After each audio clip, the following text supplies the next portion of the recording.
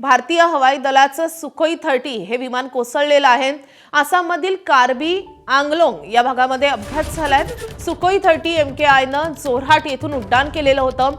हवाई दलाकडून सध्या शोधकार्य सुरू आहे। सुखोई 30 विमान प्रशिक्षण मोहिमेवर होतं। सुरुवातीला ते रडारवरून बेपत्ता झाल्याचं वृत्त होतं आणि त्यानंतर ते कोसळल्याची माहिती समोर येते।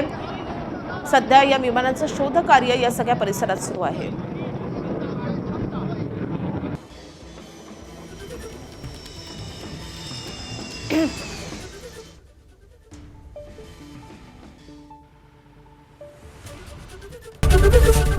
एबीपी माझा, उघडा डोळे बघा नीट।